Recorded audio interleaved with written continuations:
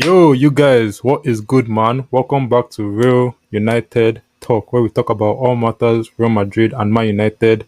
This is going to be a United Matters episode, and as you can see, I'm joined by two guests now. One that I rate highly and one that I don't rate that much. I hope the one that I don't rate that much knows himself. I think that he's laughing. He knows himself. So That's crazy. That's actually mad. Wait, my question here is that how did you know it was you? But I don't. You just don't rate me this life, bro. That's the problem. You don't rate me this life. What I saw here was guilty pleasure, but that's what I saw, bro. I don't concern you. So yeah, I'm joined by two guests today, and today we're going to do something fun, something interesting. I'm going to be debating Rúben Amorim. But before we get into all of that, I'm just going to have them introduce themselves real quick. What's good, my people? It's James, United fan, and we're here to debate Amorim. That's why you see my don't rate. Mustafa rate. It's MMB here, and we're here to talk about. Murtala Mohammed. Please, I beg. Let's be serious. Let's be composed, bro. Let's be composed. Alright, so you guys, that's Mustafa, and that's James. One of them is Amorim In, one of them is Amorim Out, and we're going to have ourselves an old-fashioned debate. And this one, I'm just going to be a neutral one. I'm just going to be here asking questions, officiating. Bro, we both know you're not neutral. All of us in this place know that you're not neutral. No, but everybody knows you're not neutral. Boys, come. But right now, I can't be biased. Right now, I just have to be a neutral. I just have to sit here and listen to you guys talk. I can't argue with you. So yeah, sure. I can't do any of that. So those are the rules and regulations. I'm just going to be the guy overseeing the debate, make sure that things don't get too rowdy and all of that. But yeah, you guys already know how a debate works. So with that, let's get into it. Let's get ready to rumble. Cool. Alright, so I'm just going to ask Mustafa. I know you're already on an episode that talked about this, but how do you think the season is going so far for United? I feel this has been a very underwhelming start in terms of expectations that I personally had, or I feel like every United fan had going into this new season after last season's horrendous last season that I don't even want to remember or think about, but I would have to talk about today. I feel like it was a very, very underwhelming start to the season. We all went into this season with hope. Like, we all had the belief that, things would change this season from the signings that, Amorim made, the whole philosophy. We felt, he had the dressing room and things were going to change. But I feel this has not been the best of starts at all. And it just reiterated to me why I think it's time for this guy to leave. It's time for him to go. I don't think he's the right man for the job. I'm not really going to get into it right now, but I'll just start by answer the question that I cannot ask and saying, yeah, it has been a very underwhelming start compared to the expectations that I feel everybody here had. Who be the everybody? Baba James, did I ask you to talk? Fair. That is why it's you I don't rate. That's why it's you I don't rate. My bad. As you guys can see, Mustafa is the one that is Amorim out. So I'm going to have Mr. Amorim In present his points. How do you think the season has gone so far? I feel like it's been like an okay season. Like, what are we? We're 1 draw, 1 win, and 1 loss. And the loss was against a team that was second last season, or has been second for 2 seasons in a row. Yeah, so I don't think, and it was just by 1-0. It's not like we got twacked or anything.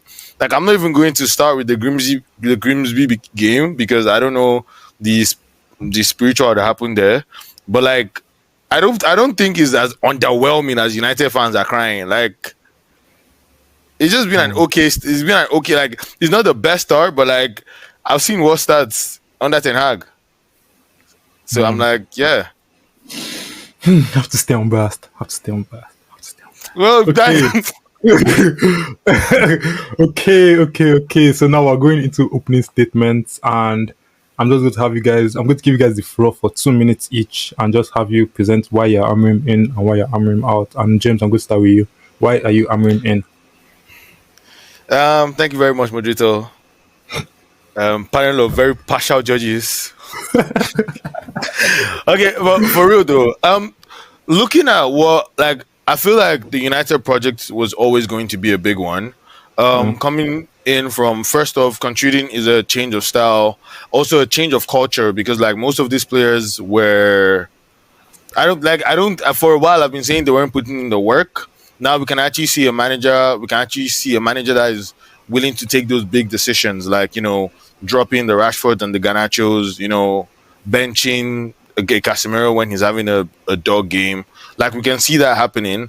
And with the new signings, I think there's going to be a point of cohesion, for lack of better words, where like they have to learn each other, understand. And I don't think the preseason will do that enough for them. So within the season, they're gonna grow into it. And from what I've seen, it's not been bad. Secondly, I would like to say that if you think about it, Amorim has, because a Premier League season is what, 35 to 38 games.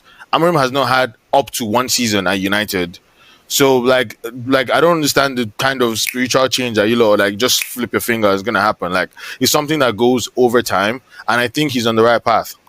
Obviously, my views can change in 1 to 2 months after international break, but from what I've seen right now, I don't necessarily say Amorim out. I would say keep him. And also, final point, considering the fact that even if we say Amorim out now, like if we look in the market, how many good managers are willing to come into United, and as the season already started, actually, how many managers want to come to United in general? Like, I don't think there are quality managers that would love to come to United. So the one that we have, and he's not doing the worst to me, I say we keep him. That's just my standpoint. So my question to you now with that is that, like, do you keep him just because, like, do you allow him to continue? Like, let's say, like, he's bad, right? Like you said that, like, your times can change and everything. Mm-hmm. But like, if things just start to go down the toilet, do you just say, like, there's nobody out there, so let's continue to let things go down the toilet? No. At that point, he has to go. But for now, I honestly don't think Amorim has done a bad job if we are continuing this season. I honestly don't think so. That's my personal opinion. Okay, Mustafa.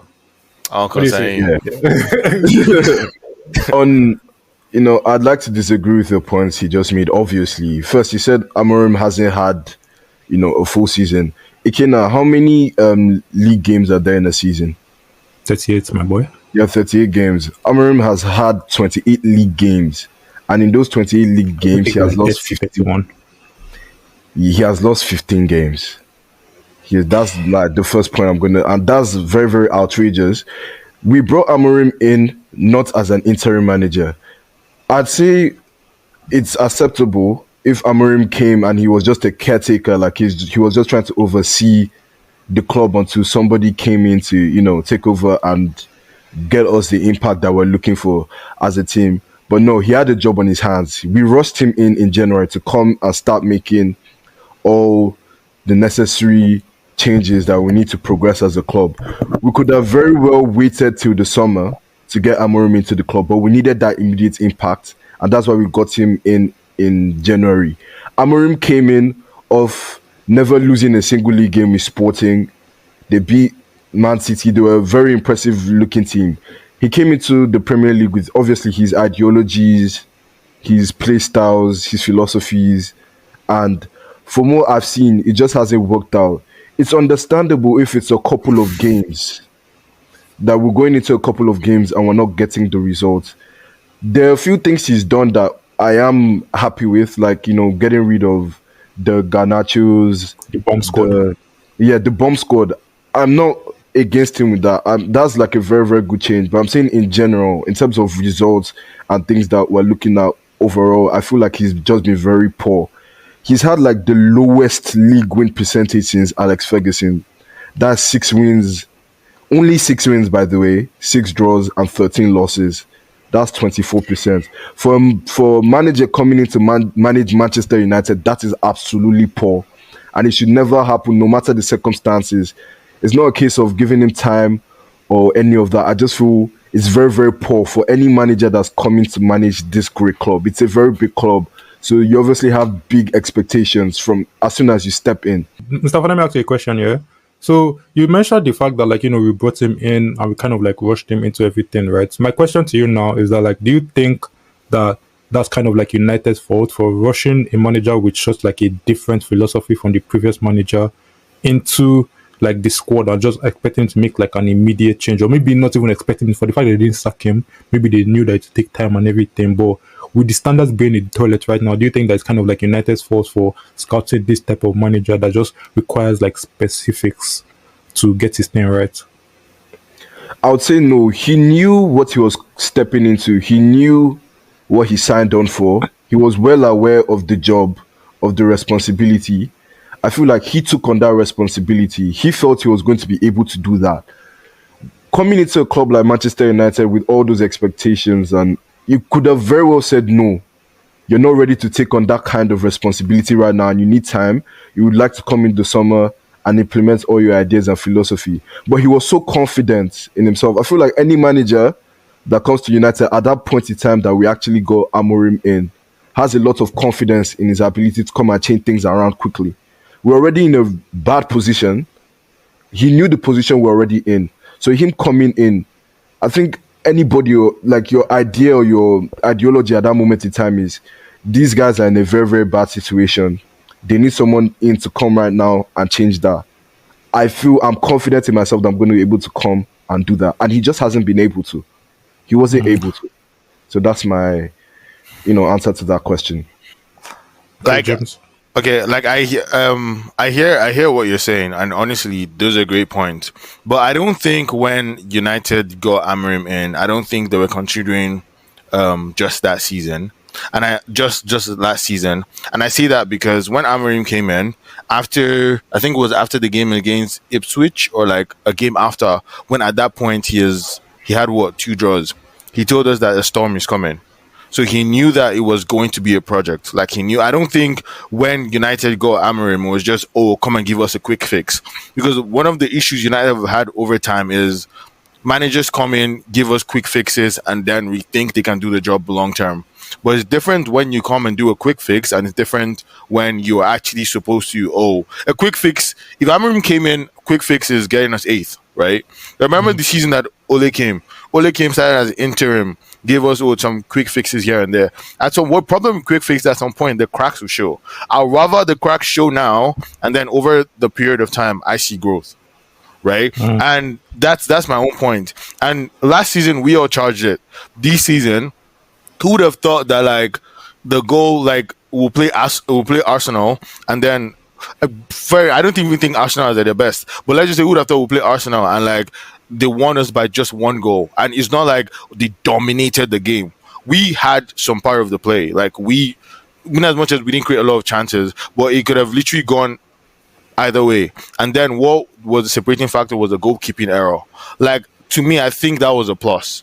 Like, if you guys really expected to go into the game and be like, like we're going to smoke Arsenal, then we are on some mad ganja, because that's not happening. On your point about that, the Arsenal game, obviously, we're clearly the better team. Where everybody could clearly see, we were the better team. But it's a thing where we can see the signs. It's like there's an inconsistency. From that Arsenal game, I told myself, I don't mind that we lost. That's a moment in time as a Man United fan, you look at it and be like, okay, I'm okay with the fact that we lost, because I can at least see the signs that something is coming, like we're going to be able to do things. If we keep going like this, like you can kind of see the potential from the Arsenal game. But going from that Arsenal game, and then you're going into a game with Fulham, and it's 1-1. We didn't even score. It was an own goal. And then you go into the game against Grimsby.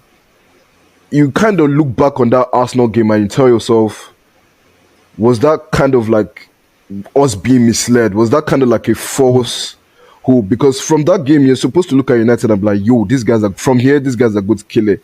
You can't have that kind of performance and play worse teams than Arsenal and underperform. It's not heard of. You can't have that performance against Arsenal and you're going into a game against 4th tier Grimsby. On paper, clearly a better team than Grimsby, and we're getting forced out in the midfield. I feel like that's one of the problems too. that you raised with the manager that I was trying to say as well. It's like, okay, you've made all these signings, but your decision making in that aspect too. We went to a window where we signed Benjamin Sesko for about 67 million, 70 million in that bracket. Mm-hmm. We went into that, signing a striker that we've not been able to use or we're not able to utilize properly. I feel like that money would have been well spent on a midfielder, which is so clear that we need. That is more of a pressing issue that we need to fix.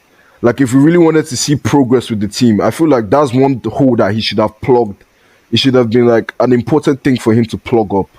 Have those good decisions in the players that you're signing at the right time, like the priority of who are signing. It was not a priority to sign Benjamin Sesko. That was not a priority. But James, basically, everything that Mustafa said was like questioning Amorim's like decision making, maybe in terms of like signings or like maybe in terms of the way that he's managing the squad, right? So like, what do you think about like that in terms of like do you think Amorim is wrong in terms of decision making? No. I do think the way he went about the transfer window, I think it was if we got a midfielder, it would have been fantastic. Considering the fact that we never really, apart from Ahmed, we never really had any other player that could play, the attacking midfield position, the 210s that Amorim wanted. So getting those two players were great. Concerning the 9, I'm not a huge fan of Højlund because it's 2 seasons and I haven't seen what he has done, right? But with Xerxes, I could see what Xerxes can do, and we need competition. So we need competition. We need someone that can bring something different. So Xerxes is a drop in, get the ball, tip tap tap.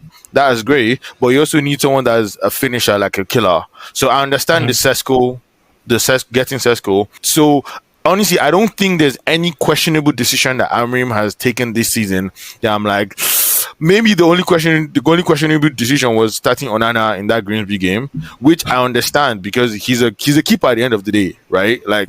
And all these games is for people that don't have game time.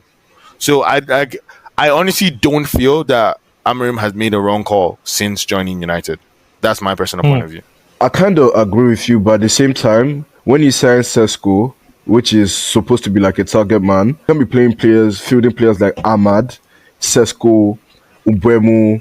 You can't be fielding those kind of players at the same time because these are players that most of the time they would like to look for the space by themselves and try and get the goals by themselves. So they're not looking most of the time to, okay, I'm cutting in to create space for my teammates and like pass the ball to them. They're looking at, I'm trying to create space for myself and score and shoot. And this is kind of the things we saw with players like Garnacho, where Garnacho would mostly like to drive in on his own and ignore mostly everything that's around him. I think the awareness too is a lot like we have with players like Mbeumo. But from the last game, I can confidently say yes, Mbeumo is a very, very key. He's going to be such a key signing for us this season because that's a player that can obviously open space for himself and create for others as well. I just need the same philosophy or the same kind of ideology from all the players around. So, definitely, yeah. Okay, cool. So, you guys have presented your points well and everything, but we have to move on from this round, and we're going into the round side of the debate where I'm going to be asking like more specific questions that you guys can't answer. There's really no going to be any time for like opposing arguments. Like you're just going to present your own points. Leave it to the people watching the episode to answer in the comments what they think about your points and everything. And I'm going to kindly ask that you guys keep your points a bit shorter. You guys are yelling a lot, so just keep it down. I'm actually going to put a timer on my watch right now, and because you guys have been yelling too much, I'll make it 1 minute. I'm going to make it 2 minutes each. It's a sensitive topic, but we'll try. No, like don't get me wrong, I'm enjoying it too, but based on saying I'll be the end of the episode. Fair. Be short, my guy. But okay, so we're going into the rounds, and the first round is tactics. So I'm going to ask, what do you think about Amorim's formation and tactics? And given that Mustafa has such a strong opinion on this, I'm going to ask James first. Amorim's formation and tactics. I think is very unique. Like I feel like that, and it requires a particular skill set of players that obviously we don't have. So right now we are making do of what we have, and everyone, when we saw Amorim coming in, we knew that it was going to take like 2 to 3 transfer windows for him to get what he wanted. So I think it's very unique, but if understood, very efficient. I'll say that because the Pep team that was good.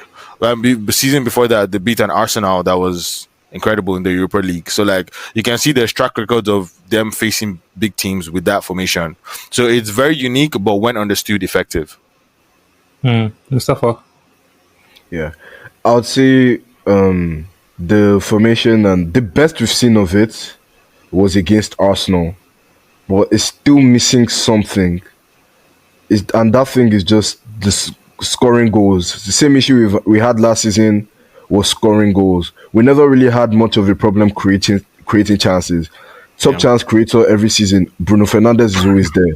Man United is always up there. So creating chances has never really been an issue. It's just the finishing, the final third decision, like scoring goals. And I think this formation, it really kills the idea because you have a lot of individuals trying to do that. It's not more of a team effort trying to get the goals and building out to get the goals. So I'm not with the formation for right now, especially with the type of players we have and the record that he currently has with the formation. Now is not the time to be using this formation. That's my answer. Both of you actually made points that translate into the next question.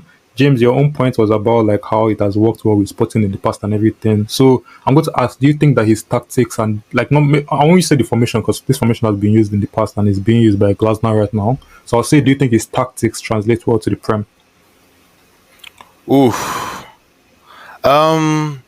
Yes and no. Yes, in the sense that ideally, like looking at it with the skill set of players, it kind of translates well with the Prem.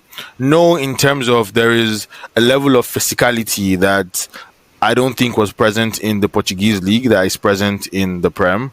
That requires a lot more, being able to hold your ball, muscle people out of the way. That I don't think, the current United players have. Like if you body Bruno, he's on the floor. It's not everything that they're going to give a foul. So is a mismatch. That's my answer. Mustafa, what do you think? I would like to kind of disagree and agree with him a bit there. No, it's because I'd say that like it wouldn't work. The tactics wouldn't work for United in the Prem because the type of players we have is not suited to them. Like I originally said before, we have an issue scoring goals, and another issue with the tactic is we have a lot of individuals try to get the job done by themselves. It's not more of a team effort to get the goals.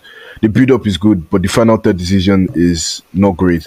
And then I'd say it doesn't work or it's not best suited to the Prem because you have players like Victor Gyökeres that played in Amorim's tactics or system in Sporting, and he had the same job of, getting those runs in the channel and trying to make something work, like giving him those space to runs. And we've seen Gyökeres in Arsenal, where Arteta's kind of tried to give him a similar role of having those kind of runs and using him in a similar way, and it's not really worked out because of the Prem's intensity and physicality just doesn't allow for that tactic to really work out. In Europe, though, I would argue that it has worked great for United. In Europe, it's worked great for Sporting when he was at Sporting.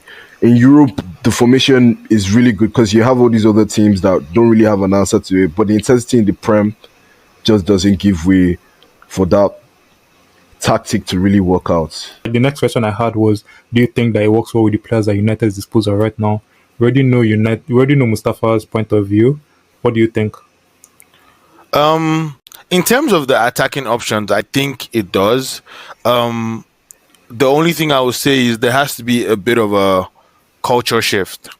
So where it's no longer about me, me, I have to do everything. Where like now you have players that you have a good finisher, you have a Cunha that can dribble. So like it's just about bringing everybody into the game, which I don't think United players do that much. Yes, individually they have the skill sets to do it, but I think there's just that culture shift of, we're in this together. a perfect example would be a City team, like their treble season. They had all these individual players that Foden can take the ball, probably glide from left to right. But now he understood, now there's a Haaland that is also a great finisher. So if I do this, I can give the ball to him. There are so many times last season where like an Ahmad or a Garnacho should have squared the ball like easy peasy, but instead they decided to dribble, or take it themselves. It's not like they don't have the talent to do it, but they were just lacking that piece of, we're all a team now. You get me? So I feel like that's one piece that United needs to get. I honestly don't think it's necessarily on the manager. Like, obviously he has to say it, but there's also work on the players that has to be done. Okay, so with that, now I'm going to ask both of you, do you think that this works well with United's like long-term identity? So Mustafa, you're going to go first. Long term, I would say we would just have to see, because as of right now, I'd say no. We did give Amorim chance to sign players to work, this out, and he's not really quite gotten it there yet. I feel like he's had enough time, honestly. He did sign the players that he wanted to sign, but there's an issue. I feel United's biggest issue is roles. You have your tactic, you have your formation, but assigning the roles, this is your job in the team, this is what you're supposed to do. Don't deviate from doing this. This is your job, this is what you're supposed to do. Don't deviate from doing this. I think that idea of, identity, club identity of, okay, this is our club football. Forget all the individual talents. You're all good individually, but this is how the club should be playing. I feel that's where he's really lacked, and I'm just hoping if he's the guy, or if we choose to keep him on, I feel like that is one thing he should really implement in the changing room. That you guys are not individuals. This is a team play. This is how we're supposed to play as a team. So on my personal, opinion on that, I feel like we've not seen it yet. So over time, we would have to know if this identity would work out for United. But as of right now, it's a strong no from me, because with the time he's had, he's not really been able to do that. James? I think it will work, and I say this because most of the issues that United are facing right now, these are issues that have been there.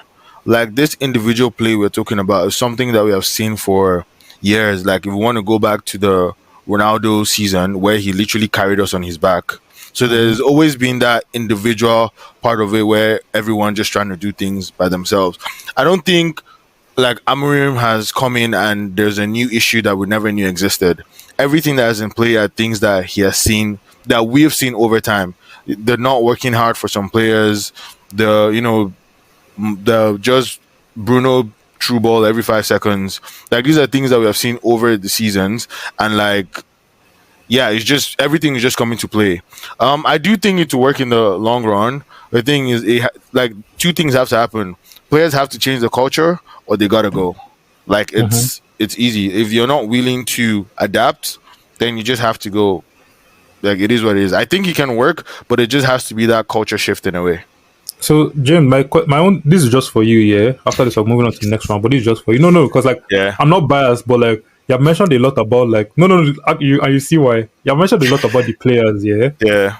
My own thing is that like, we always talk about the players. We always say, "Oh, this player, this." We had literally a bomb squad of like 7 players, right?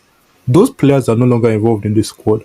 None of them. The bomb squad are no longer involved. We have at least 5-6 players that were in that bomb squad. Rashford is gone. Garnacho is gone. They're not even in the dressing room anymore. The ones that we call toxic are not in the dressing room anymore. So saying is the players. And I get what you're saying, part on the players, part on the manager. But saying is the players, saying that these players are individual, replacing them with players, replacing them in like a brand new set of players, saying that this brand new set of players are individual. Don't you think that that's now a cycle that we're basically saying that the players are just like the players that we sign are just never good enough? No, the players we have are good enough. Like I'm not coming for they are mad talented. Like I don't think I've like even from the players on the bench, players playing, there's a lot of talent there. But there just has to be that mindset change that comes from both the manager speaking it and the players taking it in. So it's not like before it was bomb squad. Now there is literally no bomb squad. I mean, except for some, like one or two. But there's no bomb squad. It's just a mentality thing of instead of doing this here, do this. That's what I'm saying. Yeah. Mustafa, just real quickly, seems like you want to contribute. Yeah, I feel like any manager should be able to. They should be able to adapt. That's the key word I'm looking for. You should be able to adapt. You're in a new league. You have a set of players at your disposal. You have a job to do. I know you really want to force your style of play and everything, but you can't put a lot of the blame on these players. You have to adapt. I just feel like you just have to adapt to whatever you have at your disposal. The thing with United is we've had this thing where over the years, over seasons, we've put a lot of blame and a lot of pressure on, it's the players, it's the players, it's the players. You look at a player like Scott McTominay, he left Man United, Serie A player of the MVP, Serie A player of the year. So you look at a lot of all these players, they leave and they succeed. So I feel like the players you have at your disposal at that moment in time, maybe they just didn't work in your system or they just didn't work for you, but you were not able to adapt. You're not able to use those players to get the best out of them. Get the best out of them. Again, the manager, this is his job. This is what he's supposed to do. He's the leader. He's in control of the dressing room. And he hasn't done that again. So that's where I ended up on that point. What I would say in that regard is that, like, I feel like in general, United have a thing about, like, misprofiling players, like not getting, like, we put Pogba in DM, we put McTominay in DM, we put this guy where he's not supposed to be kind of thing, and we do it often, right? So, like, as much as, yes, the managers have done that, like, it also seems like nowadays is the United DNA to kind of, like, misprofile players. We signed the wrong players. We signed Sancho to be a wide winger on the right, where he came and said he's better on the left, and he's not even a wide one. So we look at all of that and you just think, yes, the manager wanted him, yes, the manager signed him, but at the same time, like, United, we need to do better in profiling our players. I feel like we haven't been profiling players good for the past, like, since Ferguson left, and it's just a cycle that continues. But sorry, you guys, we have to move on to the next round, and that is squad and transfers. So what do you think about the transfers that we've made so far and the squad that we have? But first, what do you think about the transfers that we made so far? So, James. I think this transfer window has probably been actually, since Amorim came, I don't think we've had any transfer that I'll put my eye up and be like, that's a crazy one. Because if you look at it from the Aiden Heaven and Dogu that came in January, both of them to me are fantastic signings. I think when Heaven played, I don't think he has ever put a foot wrong. Dogu is still work in progress. Now move to the summer transfer window of the Cunhas, the Mbuemos, and the Sesko. The only one I'm not sure of is the keeper, just because I haven't watched him. But all these signings you can see how they work for the system that Amorim has. So I kind of agree with all the signings that we've done. I wish we got a midfielder, but like all the signings that we've brought in, I don't think there's any that was misprofiled. I don't think there's any that we didn't need in a sense. That's my turn. Mustafa. Yeah. On that note, I feel like we've had one of the most successful transfer windows. If I'm to be very honest, in terms of the players that we signed, we had a very, very successful transfer window compared to other clubs. What I have an issue with this set transfers is the results again. We signed these certain players for, the reasons being we've had an issue with scoring goals. We've signed the creative players that both average 15 goals in the Prem last season. We signed Mbuemo, 20 league goals. We signed Cunha, about 15 league goals as well. The GA2. So when you sign this type of players, you're expecting, they're going to come and United is going to absolutely destroy and cook. And then you now finally sign the target man. You sign a striker. 12 goals, but his goal catalogue is crazy. This guy can score goals. If you give him the ball, he's going to do something with it. So I'm saying in terms of transfer window, very successful. But let this translate into the games. Use them well into the tactics. Ikena's point on misprofiling players, I think we really need to work on that. So Squad wise and players we're signing, good. Organization, problem. Rules, problem. Profiling players, problem. Alright, cool. So let me ask now, like, do you think that he can get the best out of the squad at his disposal now? Like with what he's doing right now, do you think that he can get the best out of the players that it's as but don't talk about players that he can sign, don't talk about if you sign a DM, do you think he can get the best out of this squad and how?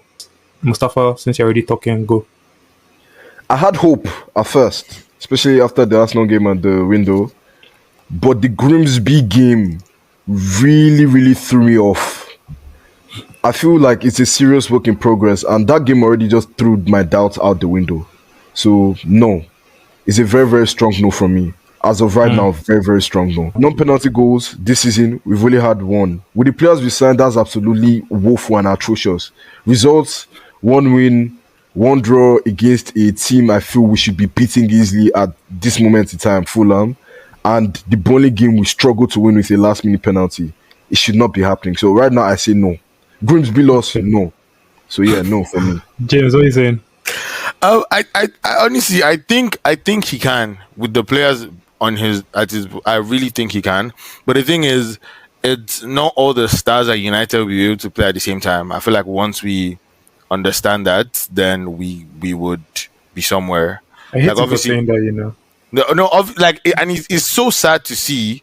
But like obviously there's the menu situation where I knew you were going to know that. I said I hate you for saying that. Yeah, well, like all of us want him to play. I want Menu to play, but like with what is happening right now, he can't. Like I want Zexi to play. Like with Mount and Sesko, like there are all these players that I want to play. Mount has been fantastic for us before he got injured, but now we have a target man that we have to use. So there are all those things that I think we should be able to make the best out of it. And another thing is, I don't think the chances that we have had this season, I don't think they have been buried well. Like I didn't watch the Fulham game, I'm going to admit, but I did go back to watch like highlights, and I could see maybe they were not as clear. They were not clear-cut chances as per you have to finish, but there were still chances where like probably hit the bar, and then like the Fulham game, bro, Bruno kicked the pen to high heavens. Yeah. Then there were like little chances from like Cunha and like all this other little play that we should have comfortably won that game, to be very honest. Right? So that's why I always say it's a 50-50 street, and Ikena is probably going to kill me because we had this argument like 1,000 times. It's a 50-50 street where like in as much as we might not create enough chances, the ones we do, like if we try our best to bury them, we'll be somewhere. And obviously the manager has to find a way to make it work, because we can't have talents like Kobe Manu on the bench that is not getting enough game time. And I understand where Amorim is coming from as to but there's a Bruno, which honestly I believe Bruno should have been sold in the summer, but I'm never going to start. Yep. Yeah, but like do you get it? So like there are all these things, but I do think he can get the best out of his players, but we just have to realize that not all our better players are going to be on the field. That's what I'm saying. It's a problem with mismanagement, and that's why he looks so lost and confused when he was trying to drop a tactic board against Grimsby. Is like Ikena said, misprofiling. I remember seeing the starting lineup for our first game of the season, or one of our games, and I saw Missing Mount in strike, and I was like, Against Grimsby, they brought Missing Mount on, and he was playing left wing back. I said, Yeah, that's very. But the very brother strange. has been left wing back before in Chelsea, though. That's where he started from. Don't do that. No, I'm not having it. But don't make it seem like that's like allowed. No, because we have seen in games where like, your team is losing, and then you just bring on your better players, and honestly, it's vibes and inshallah. I honestly think that's what happened. No, but I feel like in a stage where we should be doing vibes and inshallah. No, we are losing. We are losing. No, but James. The thing here is that like, and this from an impartial point of view. That's cap. But the thing here is that when you're losing, like you said, vibes and inshallah, right? But it looks like with his vibes and inshallah, he's still trying to make sure that at least his system is still what is going on right now. And you have said it so many times that your favorite part of football, your favorite time is when like it's just like put your best players and like scrap it out, But he still wants to use this formation or these tactics that are not necessarily working, that put them in that stage where they need to go to vibes and inshallah.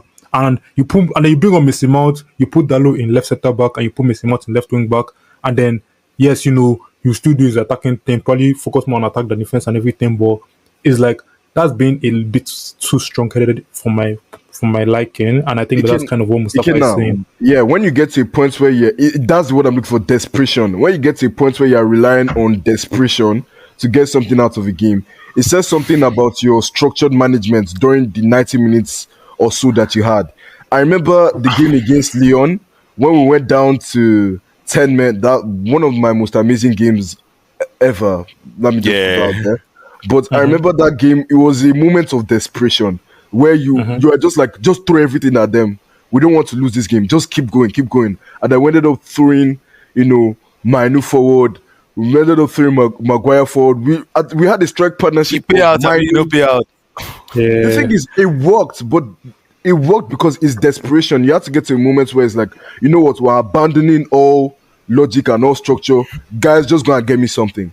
We did the exact same thing with Grimsby. That's what I'm saying. It's a 4-tier team. You shouldn't have to be resorting to those kind of measures. I hear it. I'm not even trying to oppose your point, but the thing is, in an ideal sense, like a game against Grimsby is what our under 21 should be playing, and him giving the chance to players that, let's say, are not getting enough game time in the Prem because of the limited amount of games that we are playing.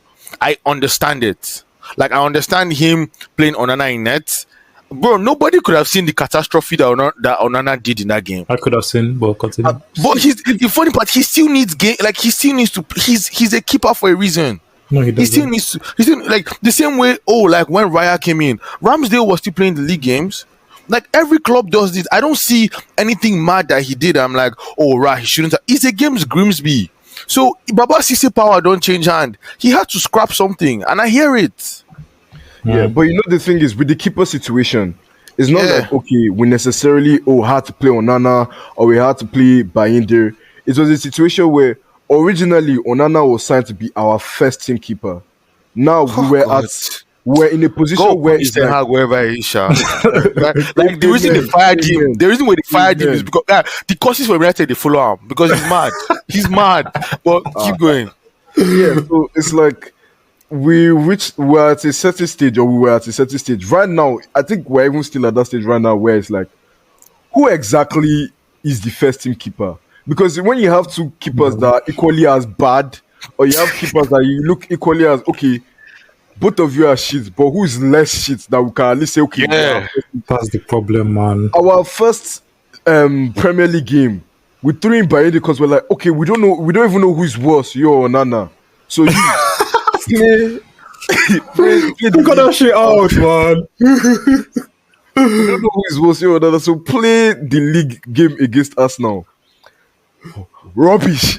No, we're like, okay. No, but that Onana one is terrifying. Yeah, like, how would you Superman outside and still not get Onana has gone on loan, don't worry. Onana has gone on loan, don't worry. We don't see it again this season. Our best moment, my best moment this season was seeing that here we go to Trabzonspor. I started. Like, I don't know where that club is, but God bless you. Bro, honestly, man. It was even much of a blessing to him. That guy should be in Boa Vista. Guy should be some Romanian league, or even AFCON, some kind of African league. That's best suited for African league, because I don't feel as a keeper you have that much pride. He's still living in the glory days of Inter Milan. I was the best. But even that Inter defense. What's that defense? Even that Inter, like, what's it called? Like, you hear some Inter fans talk about it, or you hear some people that watch Serie A religiously talk about it, and they said that, like, he wasn't this, like the defense saved the number one, like you said, and number two, like, there were still mistakes here and there. It's just that, like, he was a man for the big moments. So, that's why he was able to survive. But, like, they had such a good defense that it didn't even matter who was in net. You could have put James in net, and the guy would have done the job. Like, kept a few clean sheets here and there, honestly. But like, I wanted to say the same joke, but the fact that he actually singled me out is mad, bro. Yeah. He was faster than you with that one. We have to move on to the next round, since you guys have been yelling it out last by usual. But it's fun, don't worry, it's fun. Yeah. Don't think I'm taking it to heart, it's fun. But the next round, I'm going to talk about, previous managers and how Amorim compares. So I'm going to ask now. I don't know why James is doing his face like that, as if he knows that he has lost when he starts. But, like, how do you think that Amorim compares to past United managers? Is he better or is he worse? So I'm going to ask James first, since he had the reaction. Statistically, he's worse. Yeah, love. Like, I'm going to say it point blank period. But what I'm going to say to add to that is all other managers, they probably came into style of play, found out it wasn't working, and decided to play according to the player's strengths, or decided to change something or look for a quick fix. While it paid off, but the thing is, when you now want to get back to what you know or what you can do that has won you league titles in wherever country you're coming from, at that point it's sort of too late. And then at that point, that's where you get fired. So in terms of statistics, Amorim is despicable. But in terms of coming in and sticking to what you have and seeing some sort of progress, in a sense, I would say Amorim. And I'm being as honest as possible. Like, okay. You know what? I have to stay unversed. Mustafa, please don't give your point. Mustafa will kill me, bro. Get cooked. This guy says statistically. Guy, in all aspects. No. Like, because don't oppose me, please. In all aspects, because bro, 24% win rates, 4 clean sheets, goal conversion rate of 8.7%. 15 defeats in 28 games. Fastest to 10 league defeats. Bro, I'm so sorry. This guy keeps breaking records and not in a good way. And I'm not just even looking at Manchester United. I'm looking at the Premier League as a whole, and I'm looking at teams that are considered big 6 teams. But we're looking at football as a whole, bro. Amorim is. I beg. Mustafa, please continue. If you compare it to past managers, I say horrible because we've had some pretty bad. I'm going to look back and say, whoa, we've had some pretty bad managers, but not this bad. And if you're using expectations to judge or base, your arguments for Amorim, then I feel like that's just, you shouldn't even use expectations and progress, because you have Arsenal that are still with Arteta in phase 6, hasn't won anything by the way, but they still say, oh, progress. At least we're consistently finishing second. They don't give us a trophy for that, but at least we're consistently somewhere. We can see something growing. With Amorim, he's progressing in the other direction. It's like that's a lie now. That's a lie. No. But James, like, he has a point though, because, like, do you know what I think? He's like, declining. General, that's a lie. No. Because what I think here is that the more you give a manager excuses in general, like and it's not just Amorim, like we've done it in general. United fans always do it. Like, Ferguson left, I've always said that, like, we always say this thing, and James, you're a culprit of this as well. We're not the same club. No. You hear it now. We're not the same club that we were before. We're not the same club that we were under Ferguson. You have to accept that, yeah. But I feel like the more that you say that, the more that you keep on saying, so basically, like, you finish 15th and you say we're not the same club. You finish 8th, you say we're not the same club. The more that we say that, the more that we continue to give managers excuses and allow them to just, like, do that thing until, like, everything plummets into the ground. The standards of the club are going to continue reducing, because, like, if you finish 6th and you say give him a chance, one of the same club that were in the past, then you finish 8th and you say give him a chance, one of the same club that were in the past, then you finish 15th and you say give him a chance, one of the same club that were in the past. Those are the standards continuously reducing, and you saying one of the same club that were in the past is going lower. So one of the same clubs, so we should finish 6th.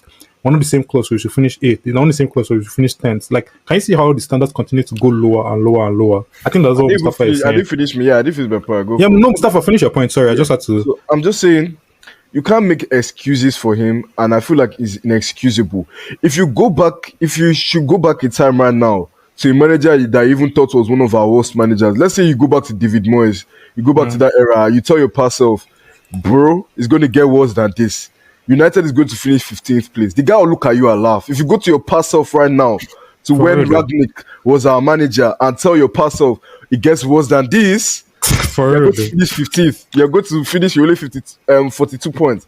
If you go back in time to Moyes, to an era of Moyes, or any of our past managers, and tell them you're going to have a manager that's going to make you finish 15th, 42 points, you're going to be depressed more than you are now. You think you're depressed now, B? Just wait. There's a time that's coming. You're going to have a manager that's going to put you in that position. When I say if you can't compare him to those past managers, and you shouldn't compare him to those past managers, because Ole came in, we went to 4 finals, we finished second. We were doing, you could see, okay, yeah, you're in a position where you're like, okay, United, I'm calm. I feel like we give the wrong managers time, and we give the wrong managers time and make excuses for them. And the managers that actually, you could actually kind of see potential with something they're trying to do, we don't give them enough time. United finished second, we went to 4 finals, and then we thought, okay, we've arrived.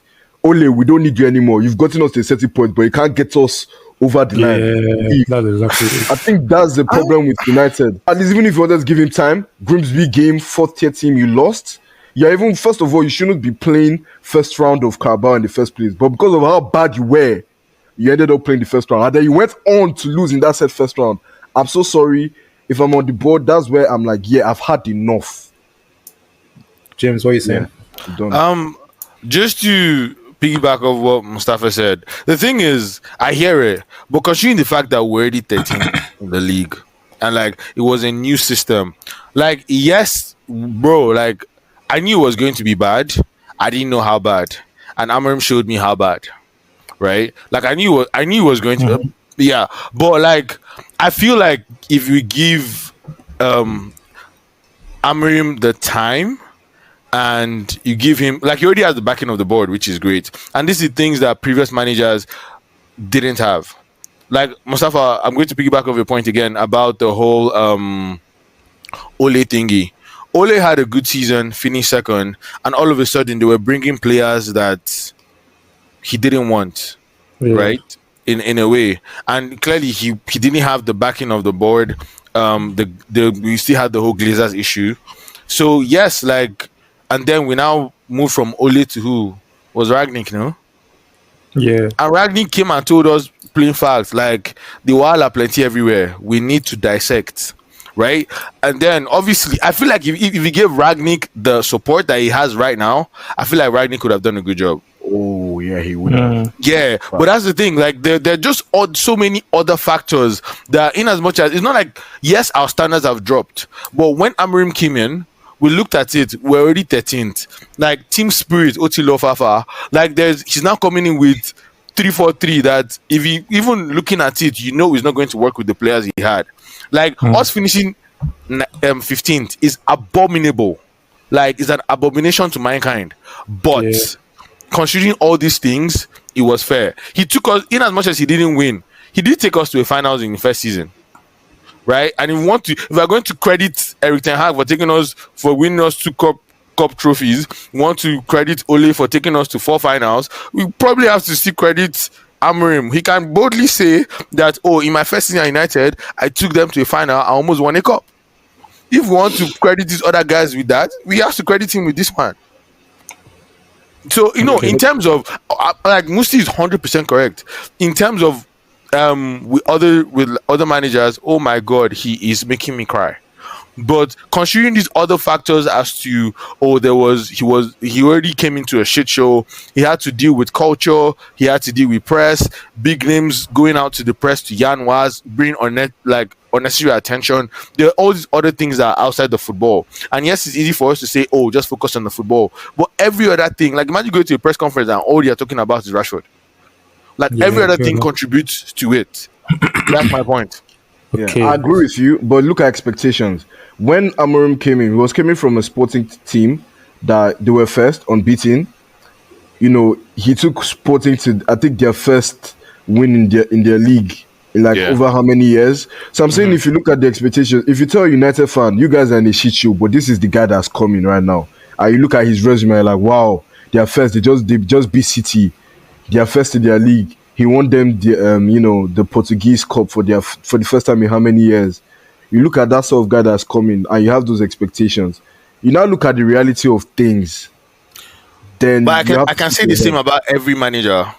Erik ten Hag came with Yeah. Right when Ragnick came, Klopp that was winning. I was one. No, like you can't really put Ragnick in that department though, because he hasn't really done anything as much as like all that hype. Yeah, there was yeah, but that's what I'm saying. There was, if we want to judge expectation versus reality, the only person that did not have expectation versus reality is Ole, because there was no expectation, talk less of a reality. Right? But there was reality now. Sure. But every other manager, there's always a hype. Mourinho that's won everything in football came. Yeah, so he won Europa, finished second. Yeah, but did he win us the Prem? Did he take us the champ? Nobody else. No, so the thing about it is that all managers have had their flaws. All managers, like no matter even how good. So like even when we finished second with Ole, when we finished second with Mourinho, there were always cracks that everybody could see. There were always cracks in everybody's team. So we cannot really, like, as much as like yes they did well.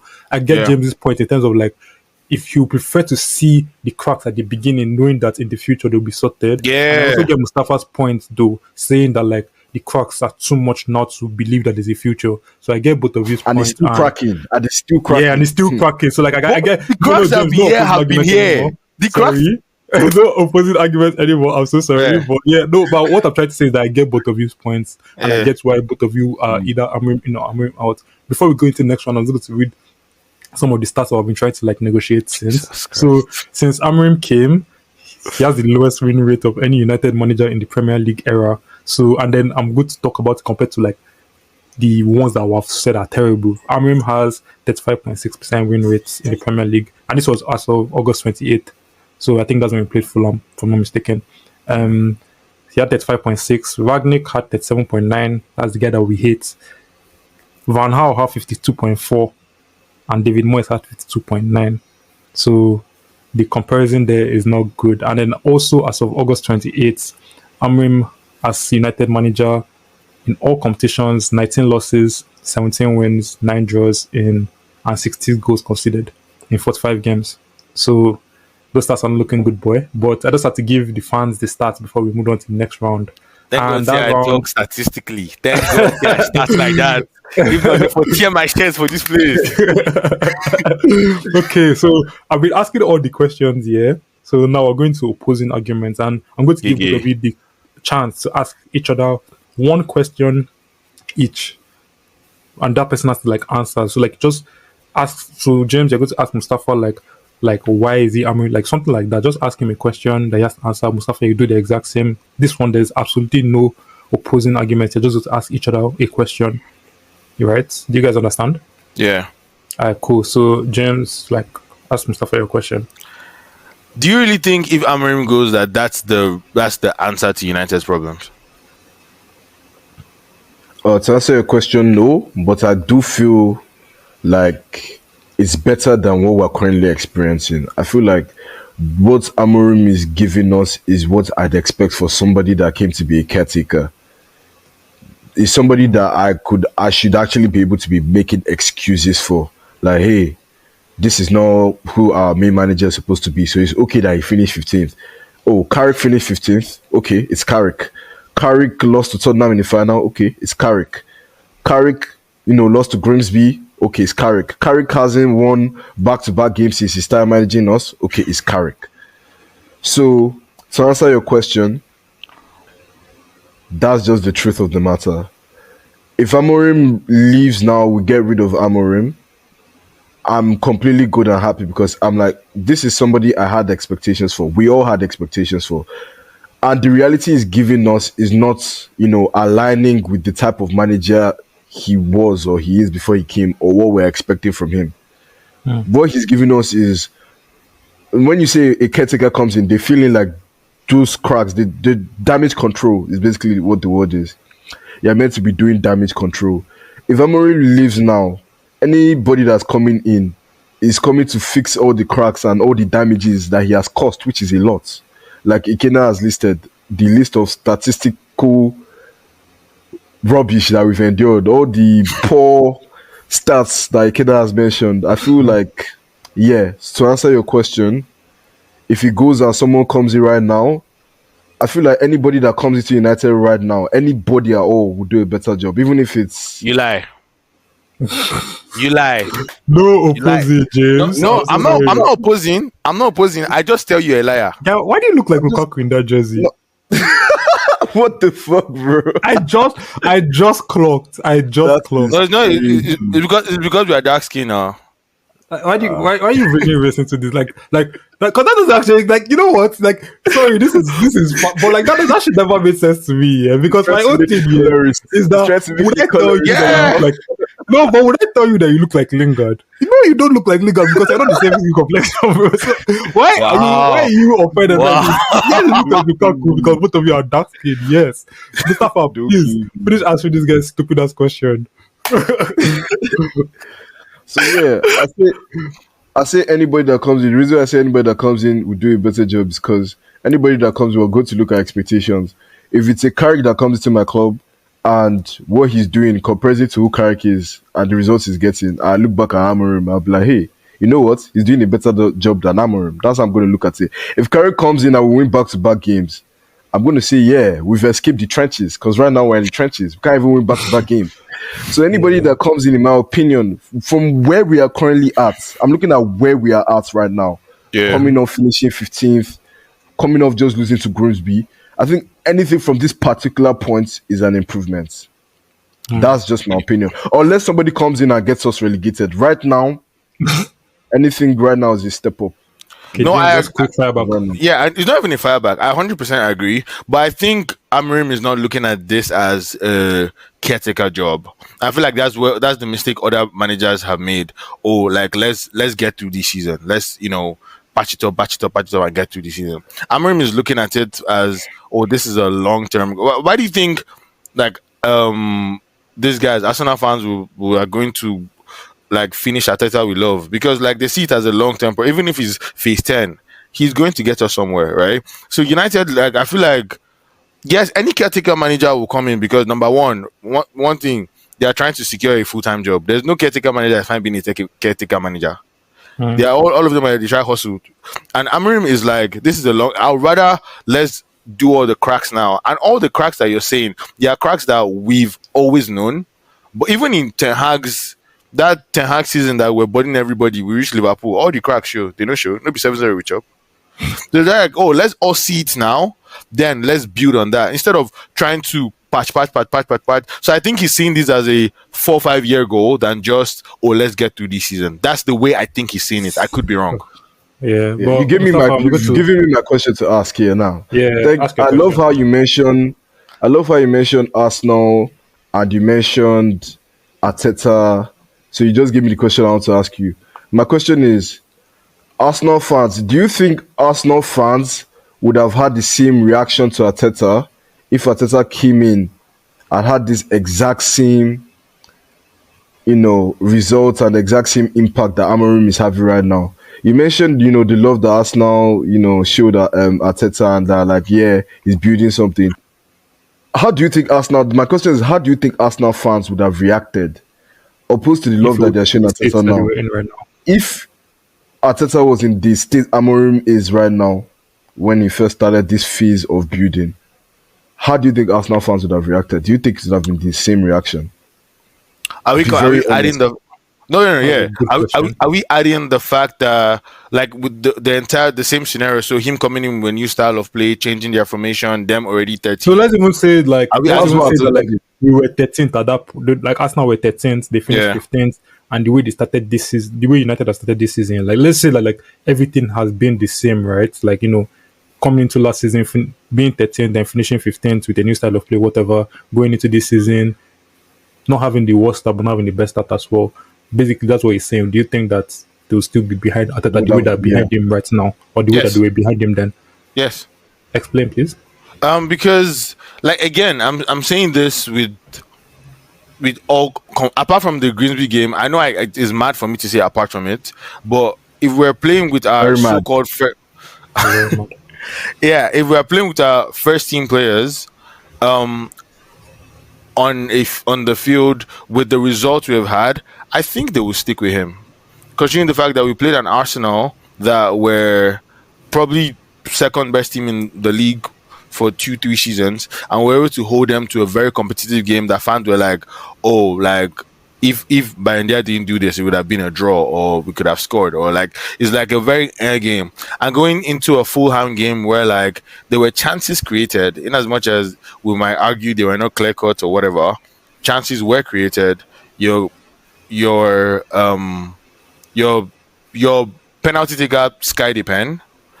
And then into the Burnley game where like we looked like, obviously because Burnley were losing, they grew into the game a bit more. Where it looked like for a majority of the game we had, I want to say, good control. So in terms of pressing from up top, I don't really, the build-up play was a little shaky. There were a lot of inshallah balls, but like it is what it is. We are still in that stage, right? And then the Grimsby game where it was literally your B team, and you can see why they're a B team. I mean, apart from Kobe Menu. Let me state that before he can now swear for me. But every other, you can literally see why they're a B team. I think they will stick by him. So, like, do you think that if Arsenal finished 15th last they did, like, let's just say, like, Arteta got them 15th, when he first came in, and this is assuming that they were 12th or 13th or whatever. Do you think that Arsenal fans would have said, take him into next season? Like, this is just a quick yes or no, and just quick why? 110%. Because when Arteta, it's not Arteta has been there for bold. Yeah, you don't know Arsenal fans, man. No, Arteta has been there. No, wait. Arteta has been there for how many years? No, 8, 6, 7.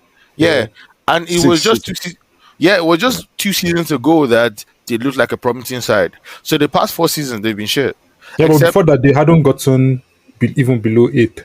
So as much as the standards had gone down when he first came, like they were not like now we're barely a mid-table side. The thing is, right now United psychologically has given you a small club mentality where you now talk about Arsenal and tell yourself, oh, Arsenal was second best team in Prem for 2-3 seasons, so we play better than them. I'm happy. So that's the expectations you now have of your club, Man United. Oh wow, the team that were the second best team in England, we went against them. They beat us. By the way, they beat us, but we went to play them and we were the better team. I feel like that's a very, very small club mentality, because that's the way a lot of all these small clubs think, or that's the way they react when they play big big 6 side clubs.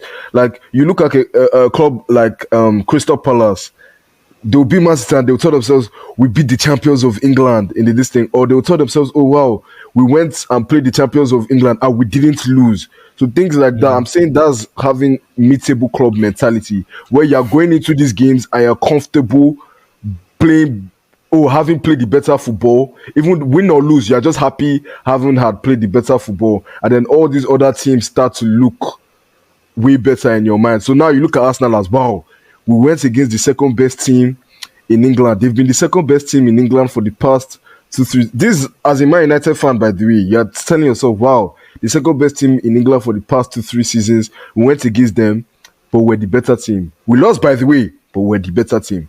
That's a very, very small club mentality. So no, I feel like maybe I'm a bit too realistic, but for the past 2-3 seasons, United have been a middle tier small club. But like, we are not mid-table anymore. That's the point that Mustafa is trying to make. We're not even mid-table anymore. We've gone below that part. But we've been a small club for a like. Small club? No, let's be honest. In terms of the last time that we could say, oh, United look like a big club, was the season that Ole gave us second. And that second, if you compare the gap between City, that season, honestly, everybody below City was shit. Mm-hmm. Let's call it what it is. So we have actually been a small club for a while. We are like, if we're looking at it with our eyes, obviously there's the glory days that make us want to be like, this can't be my club. But this small team mentality, bro, it's rubbed off everybody. It's rubbed off on the players. Honestly, that rubbed off on me as a fan. I won't even lie. But guess what? Is little performances like that'll make you be like, oh, this manager just came in. He yes, we didn't win, but we could have easily drawn the game. Or like, in as much as yes, it's a small team mentality, but realistically, United is a small team at this point. It's like, it's so sad. This is where we'll catch him, by the way. This is where we'll catch No, him. Do you know how continue, we'll catch him like this? Because, Yeah. he mentioned something about Arteta and like the love Arsenal fans show Arteta. I want you to now realize something. You know, Ole Gunnar Solskjaer was practically in the same position that Arteta was in, that Arsenal fans showed him this said exact same love. When Man United sacked Ole Gunnar Solskjaer, we're 3 points up off top 4, with a lot of the season still left to play. Yeah. He took us to 4 finals. He finished second, like you've mentioned already, against the City. If you want to compare realistically and similarly, Arteta kind of has the same kind of resume but it's been a longer period of time he's had at the club, and that's because the club has given him that longer period of time. So why I was saying United give the wrong managers time and the right managers, they are very impatient, is if Arteta, with what he has right now, if he was managing United, we would have sacked him. That's just the club culture. We would have sacked him. Do you know why? Because the thing with United is you get to a certain point and you're like, okay, you're seeing progress. You know what? We've not won trophies. I'm not going to lie. You've consistently finished second 3 seasons in a row, but we've not really won anything. So the fans at the club, they start to put pressure on you. That's why I was saying in that aspect or that regard where you're like, oh, Arsenal fans would have showed Amorim the same wrong. I feel like you're very, very wrong, because if the script was very much reversed, there would be a lot of Arteta outs. It's the same way they forced this guy out of their club. Emery. From a few it's the same, exactly. It's the same way they forced Emery. Like they were very. And he has a resume as well before. And he had a very, very good resume before that. So I'm saying Ole that was in a similar position as Arteta. We as a club, we didn't back him, we didn't support him. We're ready to be like, we should have. We're ready to be like, okay, Ole is not a world-class manager. I know he has gotten us this thing, but we need somebody to push us over the edge. That's where the problem is. Arsenal, on the other hand, Arteta had those small, progress that you can see, and the club still wants to build on that progress. By the way, they still not won anything, but you yourself, you can't deny. You did say by yourself, yes, they are one of the best teams in England. They've consistently finished second. Now, United with Amorim, we're on a far different side of the coin. So my point is, when you talk like that and you're looking at backing that kind of manager, why do you then say this manager that has come and he has fed you, he has given you a different expectation and reality, are ready to back that type of manager? That's the question I want to ask you now. Why is it that you're not able to, you're looking at someone like Arteta and be like, yeah, then this manager that's on the different side of the result, you're still able to back him? I want to know what your thinking is, because as a United fan, personally, I'm tired of losing. I'm tired of being a loser. I'm tired of James, answer the question, please. No, that's a very, very mad question. And before I answer that, like, it just hit me. If Ole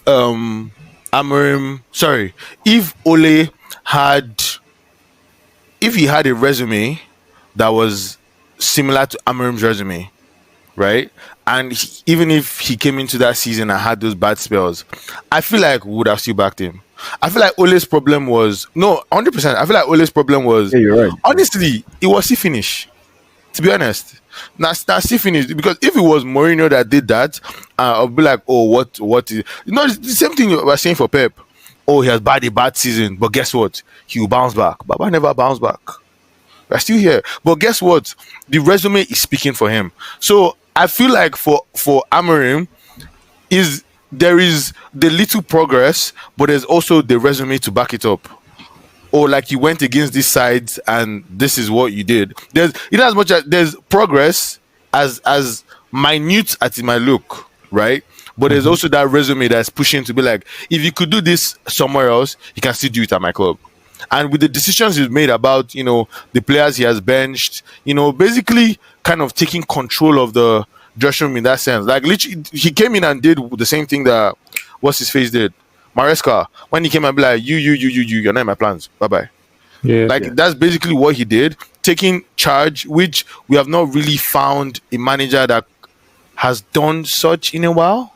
Like, there have been glimpses of here and there, but a manager the last manager that tried it was Ten Hag with the Ronaldo situation. And really end well for him. It didn't work out for him, yeah. Exactly. So there's glimpses of him trying to taking that element of control that United have lost in a while, and there's also the little wins plus the resume pushing him. That is why I still have hope. But again, thank God I said it in the beginning. Come October, if it's still looking bleak, my standpoints can easily switch.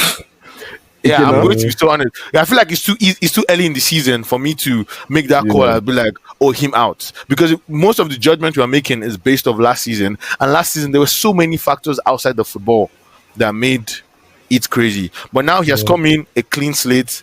He has to perform. Come October, come November, if he's still looking this bleak, I feel like I might join Ikena on that pack. Why you wait, chill before, because both of you I am unbiased. Now you're so please stop. No. I'm asking just quick one. Yeah. It can be even outside of this quick one. The reason why I said I'll catch him there is when he mentioned the resume. Does Arteta have a resume before Arsenal? No, he doesn't. That's why I knew. That's why I told you we were going to catch him there. I see what he did there. Arteta didn't have a resume. Fair. That's why I said similar position as Oli. I see what James, I see what he did. I said we should have backed Oli though. No. I don't think he's basically saying they are wrong, but he's saying Amorim. He didn't say, like, you basically answered Ole saying that we should have backed Ole, but you didn't mention, like, you basically answered the Amorim question. No, the question is if the situation was with Arsenal, so all things being equal, he came in with a system that has worked for him in the past. So I'm considering everything, including resume. No, but like one of the main things that you mentioned, like, I think what Mustafa is saying, that one of the main things, that, like, your main point, your main emphasis in terms of Amorim was resume. And then, but the question that he's asking is in terms of Arteta, but Arteta didn't have a resume. So, no, but I thought the question was everything that Amorim has, but just in Arteta. You misread the question. Yeah, so I thought it was the resume. Your fault. Yeah, basically. Okay, so we're talking outside resume. Outside, because like Arteta didn't have a resume, right? Arteta didn't have a resume. Exactly. So he's gone. Either way, even if you misread the question. No, but he had a resume, low key though, because he was Pep's second in command. That one he still rubs in. You guys are rubbish, bro. No, he still rubs in a sense, bro. Please, I beg. Well, moving on to the next one. James I don't like what? Please, let's move on to the next one, please. Like say we didn't consider when Ten Hag was hired. Wasn't one of the points is he's one of Pep's children. When Zappy was hired, wasn't because of he's one of Pep's children. What is your point? The point with Ten Hag is that yes, he was one of Pep's children, but he went to a team and showed like dominance. He actually coached a team. Arteta did not coach anything, and he kept Arsenal and he didn't have a resume. If Amorim Ten Hag had a resume. If Amorim did not have the resume he had, I don't think I would have backed my United team. Okay, that's the answer that let me be honest, yes. Let's move on to the quick fire round. And this one, since you guys like to talk too much, we're not talking anymore. This one's going to be like a yes and no, right? Yeah. So no explaining your points, no nothing, yes or no. And we're going to do Mustafa answer first and then James answer make after. So quick fire round. Is Amorim a better manager than Ten Hag? No. Oh, God. Yes or no, James? Statistically, no. Yes or no? There's no explaining yes or no. Yes or no. You know what? No. Okay. Is he a better manager for United than Ole? No. Strong no. No. We did Ole bad, no. Okay. Is he a better manager than Mourinho? No. For United, it is for United. You have to not overall for United. Arguable, but no. Okay, cool. Okay, so now this is not how long. This one is not a yes or no. It's like how many years kind of thing. But how long should United give Amorim to improve the state of United before looking elsewhere? How many years? Just real quick, no explanation. He has until October. October, November. You make a decision. Yes. Like I want to say end of the season, like, but the thing is, like, as at October. James, not explaining your points. How long? No, like, is it quick? How long? October, November. Yes. Okay, so what position does Amorim have to finish this season to maintain his managerial position at United? Like, if you give him to the end of the season, what position do you have to say you are staying? I'll say top 8. Anything Europe, I'll take. Even if it's Conference League, at this point, I don't have shame. I'll take. Mustafa? Yeah, to keep him, same thing, top 8. Yeah, top 8. Standards were low. And how long should United give Amorim to get his first trophy at United before cutting him? Like, if we decide to stick with him and back him, how long? Mustafa? Realistically, including current state, 2 seasons. Maximum 2 seasons. This season and next season. Realistically. James, I'm assuming you agree? I back that 110%. Okay, so that is the end of the quickfire round. And right now, I'm going to give each of you 1 minute and 1 minute only to just give your closing statements and sum up why you're Amorim in or Amorim out. 1 minute only. I have a timer right here. Make it goes brrr. I'm going to cut you off, so you better get everything down quick. Okay, so I'm going to start with... Who do I even start with in this situation? Start with the haters. Start with the haters. Yeah, I'll start with Mustafa. Start with me, I'll be very quick. My closing statement is Amorim has been very underwhelming and he doesn't have much time to show us something. So my current standpoint is I'm Amorim out. I feel like he doesn't have enough time to even show or to even prove why he still have this job. I feel if Leverkusen were able to tell Ten Hag to get out real quick, they were seeing the signs. There's only so much time we can give somebody that has really underperformed. So I feel like he doesn't have much time left. And in that short time that he has, I don't really think he can do much unless he starts getting results, which he's currently not doing. So that's why I'm Amorim out. Over to you, James. I'm Amorim in, and save this clip for later. But Amorim is going to bring us to glory days. Oh yeah, no problem. I'm saying Amorim in because first off, I feel like it's too early to make such call. And like last season, I already charged it because the situation at the club was already horrible. And a manager coming in with a new tactics, like the culture was already bad. There were so many things that were bad with the club, like that was even outside the football. So low-key, I feel like he has kind of kept that side quiet, and now he has an opportunity to focus on just the football.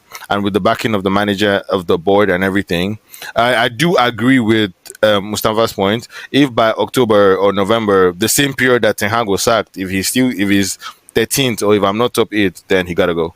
But for now, Amorim in. Like right now, it's too early to say. I feel like it's way too early for us to make that call. Okay, this has been fair. So I like this debate, I need to start doing more of this. I like this. But that has been James and Mustafa. Thank you guys so much for joining the debate. You guys have talked a lot and I have a lot of editing to do. So thank you for that, I guess. But yeah, thank you guys for this debate. It was very insightful, all of that. But I'm going to now see, what do you guys think? What do you guys think? Are you guys Amorim in or Amorim out? Let me know all of that in the comments. But I'm going to give you guys a chance to say goodbye to the fans. And yeah. So thank you guys for listening. Glory, glory, Man United. Hopefully, we stop suffering and we start seeing results. We all love this beautiful club. We need to be happy again. We need the glory days back. So please, yes, I'm not even going to give James a chance to speak because the guy's already spoken too much with the kiss of the match. So let me talk to the people, yeah? So you guys, United, we are bad now, but like we're gonna come back, and that's for sure. Like every team has had this rough spell, right? City has gotten relegated before. The City that we're hyping now, they have not now, but like the time we're hyping them, like everyone has gone through a bad phase, and I feel like this is just United's, and we're going to bounce back sooner or later. So just stay tuned. Like, hug your pillows when you get sad. Just keep it real with yourself. I will get there. Amorim or not, we will be back. No, Amorim or not, we'll be back, bro. Amorim has to go for it to happen. Chasing away. With that, whether he is or we must be back.